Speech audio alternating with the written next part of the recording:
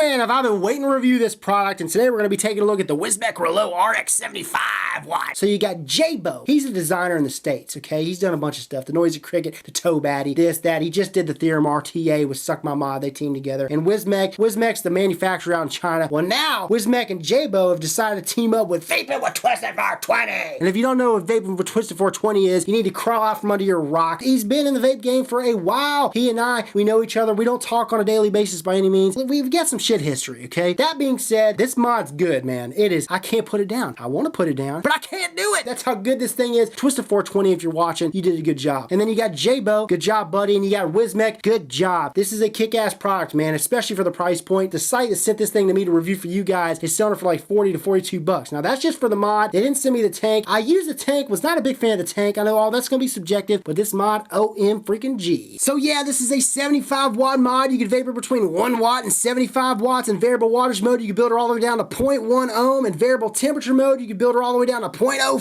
ohms, which is a biggie. And then also in temperature mode, it supports nickel, titanium, and stainless steel. And she's got a TCR mode, which means you could go in and tweak the different wire. She's also got a bypass / mechanical mod mode for you mechanical mod lovers. Oh yeah. And where's the mini screen? Okay, you flip it, and there she is. There's the mini screen, big, bright, and beautiful. It's easy to navigate. Wattage up, wattage down buttons right here. It's held on by magnets, not going anywhere. And also, it has this magnetic door, back panel door, which is also the fire button. Hear that? Nice clicky fire button. You lock it from the top, and here she is. Here's the door, also held on by magnets, not going anywhere. This thing is sleek, man. It's comfortable, rounded. You never have to worry about the screen or the fire button or your hand in the way because it's covered up. It's just so comfortable to pick up, and 75 watts to me is plenty, man. The tank I have sitting on here is the iSub-V tank. I'm vaping her right now at, let's see, in TCR mode, which I'm going to show you how to use, but I'm vaping her at 470 degrees in TCR mode at 38 watts with this 0.55 ohm stainless steel coil head, and I've got the airflow wide open all across the board. Here we go. And I mean, there is no ramp up time. Zero ramp up time. When you hit that fire button, she fires right up.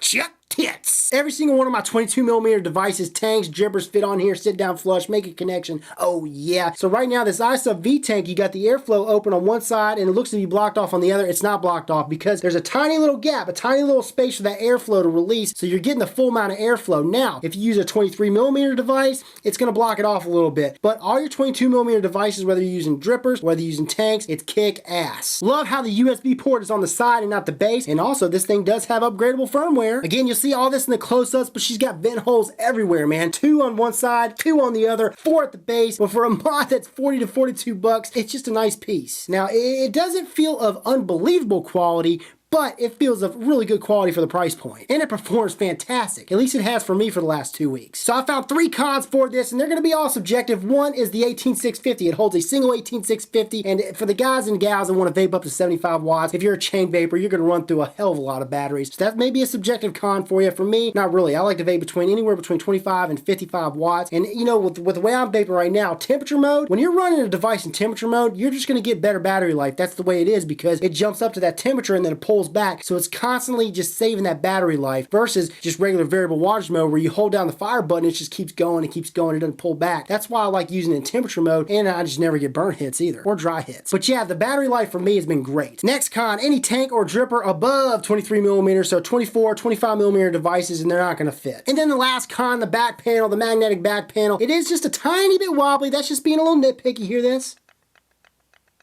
Just a tiny bit wobbly, again, nitpicky. So yeah, know that drill. We're gonna go ahead and dive down. I'm gonna show you this thing up close and personal, then we'll come back and I'll let you know if I lost this sucker today when I go out tomorrow and buy one. Alrighty, so this is what I received with my Wismec Reuleaux RX75. Okay, a USB cable, the actual mod, an extra flip door, which is made of plastic, some extra screws for that flip door, and a user manual. Oh yeah, and you also receive this warning card basically saying don't use batteries with torn casings and may be a safety hazard. So here she is, an up-close view of this Wismec Reuleaux RX75. Now, a few specs for you. She's 87mm by 47mm by 22.5mm. Also, this thing comes in 4 different color options. I did not mention that in FaceTime. Okay, this is the full black version, and the only difference is in the full black version and the other color options is the color in between these grooves. I'm gonna go ahead and show you a picture right now, okay? So you can get a better idea.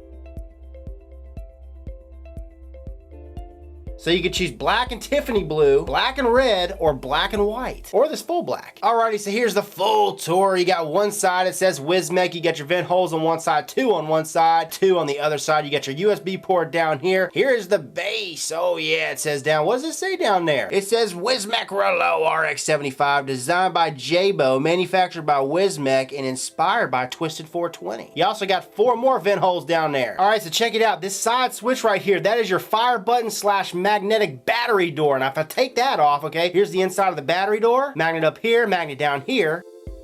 And here's the tray, positive, negative, your connections, magnets right here, and that's your fire button / magnet at the top. That click, click, click, that's your fire mechanism. So yeah, it's unlocked. When the prongs are all the way to our left, it's unlocked. Now, if I hit this switch, all I gotta do is get my thumb in there, my fingernail in there, hear that click, and then move it over to the right. It's locked. Pop the battery in there. Boom, pops right in. Again, she ain't going anywhere. Now up top is your embedded 510 connection. 510 connection is made of stainless steel. It's got a spring-loaded 510 pin. Threads are nice and smooth. And I do want to show you this. Look at these scratches. Scratch on this side, scratch on this side. That's because I tried screwing in something, a tank or an RDA that's larger than 23 millimeter. Now this section right here is the flip door. And like I said before, you get an extra plastic one. Let me show you. So there's the plastic one right there, and you get 2 extra screws. So it's held in by these Phillips head screws on each side. You can pop this door out, pop this one in, screw the screws in, and you're good to go. See, with this, you can see through it. You can see my fingers in there. See it? See it? It's clear. It's kind of clear. I'm not a big fan of this, but they give you that option. That's a good thing. That's a pro. I do want to mention that. I did not mention in FaceTime. But yeah, with this section, this flip door, you pop it out, whoop, and there's your magnet. 1 magnet in there, 1 magnet in there, and then when you're done, whoop, pops in. Not going anywhere. I mean, it doesn't even rattle. But yeah, pop this back open, and inside, look at that. That's your menu screen. That's your waters up, waters down buttons. And right now, it's locked. So I got to unlock it. Oh yeah. And when I hit the fire button, that mini screen lights up. So to turn this device off, 5 clicks the fire button does it. She's off. To turn her back on, 5 clicks does it. We're gonna go ahead and turn her off because there's some features I want to show you. While this device is off, if I hold down the fire button and the water's down button down at the same time, watch what happens.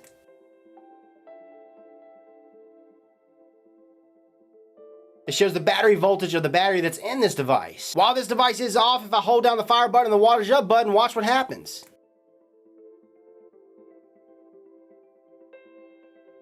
And you got your TCR settings, and you can scroll down, M1, M2, M3. I've just messed with M1, that's for my stainless steel. M2, take it down, hit the fire button, and I could go in and I can adjust that. Oh yeah, up and down to whichever wire that I'm using. When I'm done, I just hit the fire button 5 times. And when I go to M2, it's gonna be set to what I just set it to. Turn her back off. This time I'm gonna go ahead and lock the fire button, or the firing switch.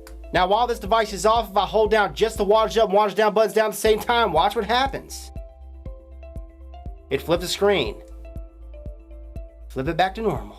Unlock the switch. So once this device is on, you can get into the menu settings by hitting the fire button 3 times. And as you guys can see, the TCR M1 setting is blinking. In order to get into that M1, you hit the waters down, and that starts to blink. And then we can adjust up, go into M2, M3, back to M1. Now, you gotta set the M1, M2, M3 at the beginning while this device is off, like I just showed you, okay? But once you set those up, okay, like I set M1, 0.0092 for stainless steel, I'm good to go. Now, if I wait, it'll stop blinking. I gotta hit the fire button 3 times again. It'll start blinking again. Hit the waters down. It takes us down to wattage mode. You can adjust the wattage.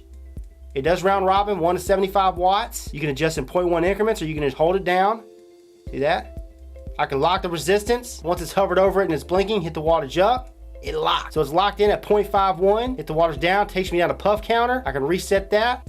Then it takes me back up to top. Hit the wattage up, takes me to power. Hit the wattage down, takes me down to puff counter. Back up to power, hit the wattage up, BP/mechanical mode, hit the wattage up again, temperature nickel, temperature titanium, hit the wattage up again, temperature stainless steel, and we're back to TCR M1 mode. So anytime that you're in these modes, you hit the wattage down and it takes you back down in there. Now I like the TCR M1 because the TCR allows me to dial into that wire, the stainless steel wire that I'm using. It's just more accurate.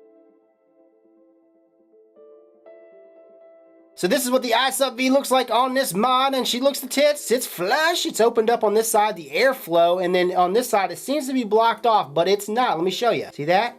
Got a little space back there. Doesn't affect the airflow one bit. Here's the Cerakote sub-ohm tank, and she looks the tits. Also, this is a 22 millimeter tank. She sits flush. She got the airflow, open all across the board. Even in the back, you got that little slot. See that? An opening. So here's the Troll version 2, looking the tits, 22 millimeter device, and she's sitting flush.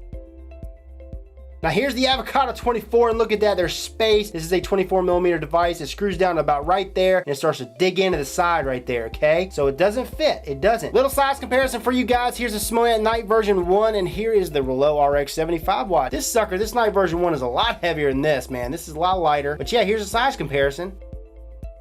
The Reuleaux RX75 is a little bit taller. So that right there is the close-ups of this Wismec Reuleaux RX75 watt. Let's go ahead and take her back to FaceTime. Now on to the big question, the big answer of the day. Hey Rip, if you lost this sucker today, would you go out tomorrow and buy one? And the answer is duh. I mean, 40 to 42 bucks for this. Hell, I'd buy this thing for $60. I mean, I'm dead serious. This is just a great product. It is. Now, there are cons. Some of you guys may not like it. You know, you may not be as ecstatic as I am about it, but all this stuff is subjective, and that's the beauty of vaping. You got so much to choose from. That being said, hell yeah, I'd go buy it.